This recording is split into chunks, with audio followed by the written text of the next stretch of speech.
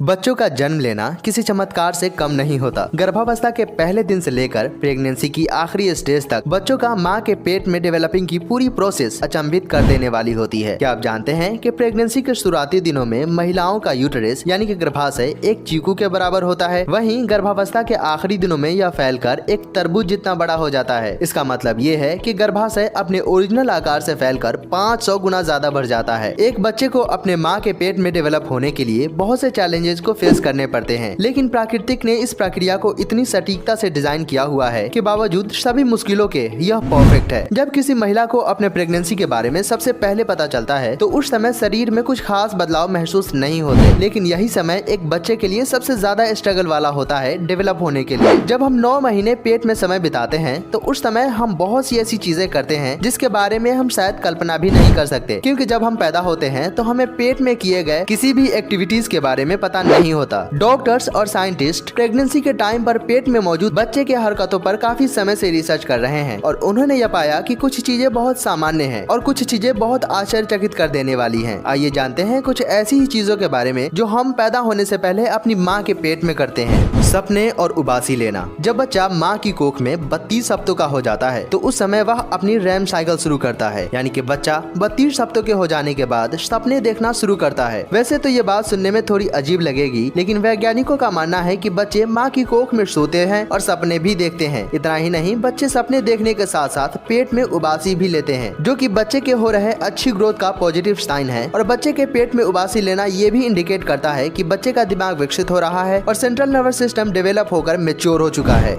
रोना। कुछ समय पहले हुई रिसर्च से यह पता चला है कि बच्चे माँ के पेट में रोते भी हैं, क्योंकि बच्चे माँ की पेट में अपनी माँ से फिजिकली ही नहीं बल्कि इमोशनली भी अटैच होते हैं, यानी कि जैसा माँ महसूस या फील करती है वैसा ही बच्चे को भी फील होता है। इस रिसर्च के लिए प्रेग्नेंट औरत की एक ग्रुप को 20 मिनट के लिए एक सैड मूवी दिखाई गई। इसके बाद जब अल्ट्रासाउंड टेस्ट किया गया तो इसका असर बच्चे पर भी देखने को मिला। उन्होंने देखा कि बच्चा साइलेंटली रो रहा था और उनका निचला हाथ सिकुड़ा हुआ था। इतना ही नहीं, उन्होंने ये भी देखा कि प्रेग्नेंट महिलाओं के आसपास हो रही अचानक आवाज से पेट में मौजूद बेबीज डर भी रहे थे। सूसू करना। वैसे तो ये बात सुनने में थोड़ी अजीब लगती है, लेकिन यह सच है कि बच्चा माँ के पेट में सूसू भी करता है, यानी कि जब हम माँ के पेट में होते हैं तो अपने ही किए गए पेशाब में तैरते हैं। ऐसा इसलिए कि 3 महीने बाद बच्चे का एक्सक्रीटरी सिस्टम पूरी तरह डेवलप हो जाता है और वह यूरिनेशन के लिए तैयार हो जाता है। जब बच्चा पेट में सूसू करता है तो यह एक अच्छा साइन माना जाता है। इससे यह पता चलता है कि बच्चे का किडनी डेवलप हो रहा है और अच्छे से काम भी कर रहा है। बच्चा माँ के पेट में एमनियोटिक फ्लूइड पीता है और यही फ्लूइड बाद में डाइजेस्ट होकर यूरिन बनता है और यूटेरस यानी कि गर्भाशय में ही रहता है। अंगूठा चूसना। बच्चे में अंगूठा चूसने की आदत बहुत कॉमन होती है और इसी की वजह से बच्चे को कई बार डांट भी पड़ता है, लेकिन क्या आप जानते हैं कि कई बच्चे इन आदतों को गर्भावस्था के पहले ही डेवलप कर लेते हैं, यानी कि बच्चे पेट में होते हुए भी अंगूठा चूसते रहते हैं। इंटरेस्टिंग बात तो ये है कि पैदा होने वाले बेबी का अंगूठा चूसने से राइट हैंडेड और लेफ्ट हैंडेड होने का पता बड़ी ही आसानी से लगाया जा सकता है, यानी कि बच्चा अगर सीधे हाथ से अंगूठा चूस रहा है तो वह राइट हैंडेड है और वहीं अगर बच्चा उल्टे हाथ से अंगूठा चूस रहा होता है तो वह लेफ्ट हैंडेड होगा।